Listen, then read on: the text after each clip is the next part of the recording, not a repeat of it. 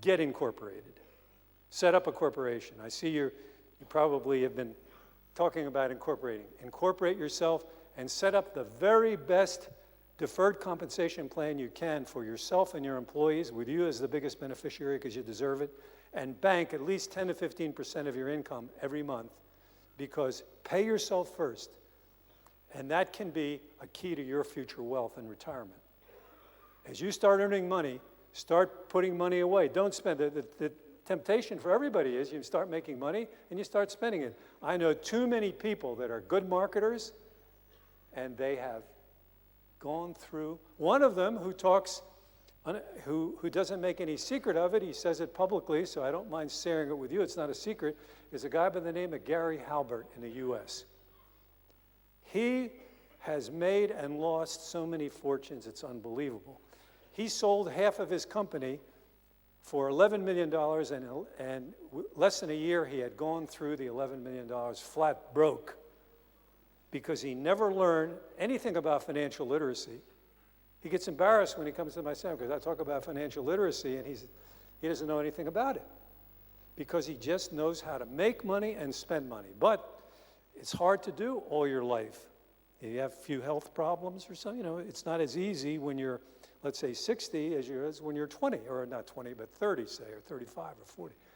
So pay yourself first, bank your money, very important. Hate. I use this a lot. Don't hate yourself for missing out. Don't hate yourself. Love and hate are very powerful emotions. Do you think people make decisions emotionally or rationally? What do you think? Logically? Emotionally. But we all tell everybody we did it logically.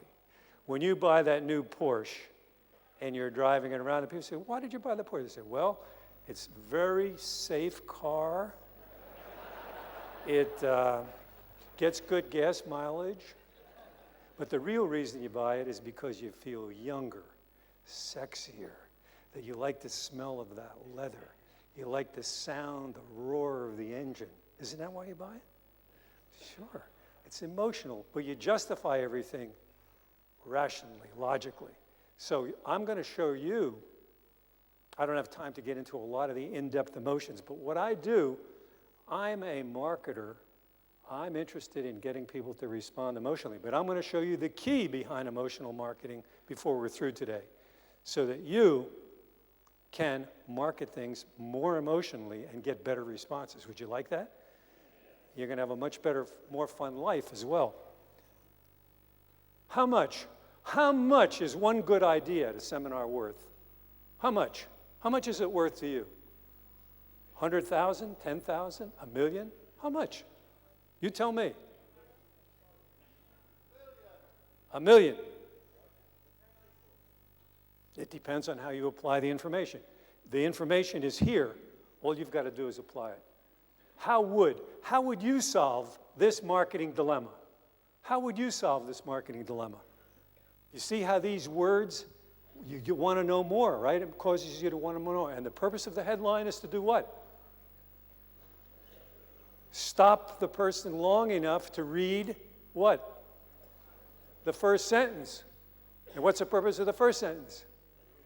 Read the second sentence. And that's how you get people into the copy and through the copy. This idea can change your business. This idea, this. Only, one of the ads I showed you quickly, only way left for the little guy to get rich, remember? Only. Only is a powerful word. Sale. 50% off sale. Would that get your attention? Designer clothes for 50% off sale. Would that get your attention? Designer clothes. Doesn't everybody want to buy designer clothes for 50% off? Free. The most powerful word in any language, every language, is free. Free gifts, free bonuses for taking action right now. Doesn't it get your attention? Free gifts. Order the Learjet today and we'll send you a free Mont Blanc pen.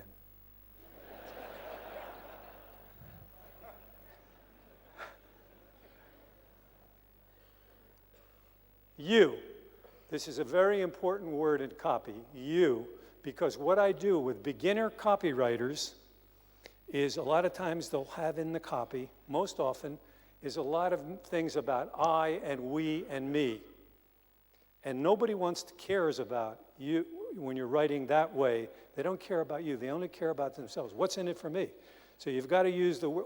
If all you do is change the me and I words to you words, you're going to improve the power of your copy because it focuses the person's attention on themselves, which is where it ought to be, not on you. How to. Now, when you run out of a million, you try headlines, and I write headlines. Most copywriters, here's what they do. They write the copy first, and after they write the headline. That's bass-backwards. You got to write the headline first. This is what I do. But I write 200 headlines, 150 headlines, 217 headlines, and I'm going to get into the details of exactly how I do that before I choose the headline, before I write a word of copy. Sequence, selling, and selling is like seduction. That got your attention. Selling is like seduction. It's a sequential process. Sequential.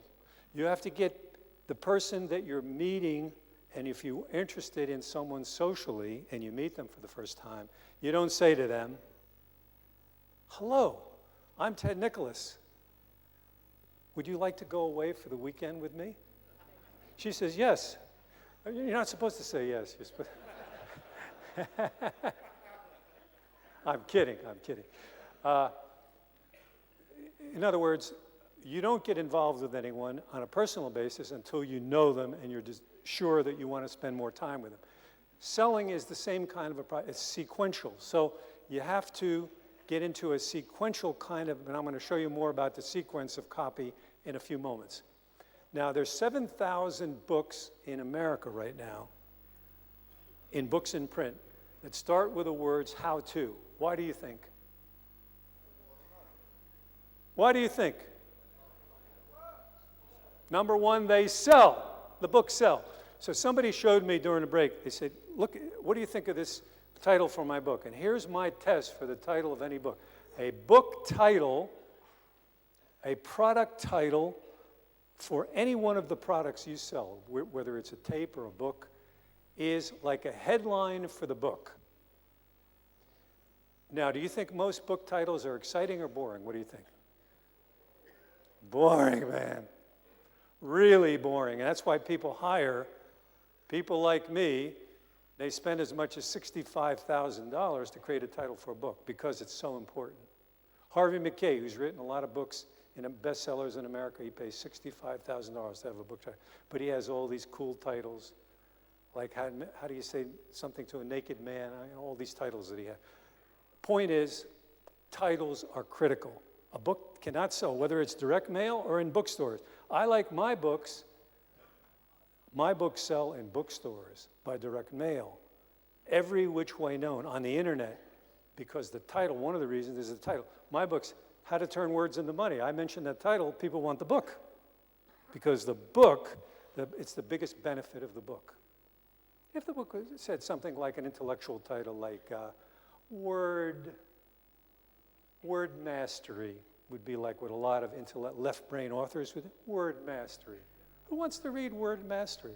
So what? Where's the benefit? You see what I'm saying? So I told a gentleman that showed me his book title, wait till my session today before you ask me about a book title, because it's like a headline for the book. And a lot of the products that I see you guys have, some of the titles are good, some of them are, I think if you think about it, are pretty weak. They're left-brainish. See, my test is, if your product title were an article in a magazine or newspaper, and that were the headline, would anybody read it? If the answer is no, forget about it. You're wasting your time. You spent 2 years or 1 year or 6 months or 3 months, however long it is to create the product, and your title sucks. Doesn't work. It won't sell. You've got to have a great title. So use these headline concepts for your titles as well, for the product titles as well. In Green Power, the company I mentioned, the fastest growing company in Europe, I not only write every word of copy, I create every title for every product that we sell, because the title is so important. Now, most health companies, do you think they have a marketing hat on when they create titles for their products? No, they've got some scientist there. He says, well, what we should call it is this left brain thing that's meaningful to the scientist, but the consumer could care less. So this is how you want to create your titles, to be like powerful magnets for people who might be interested in your subject.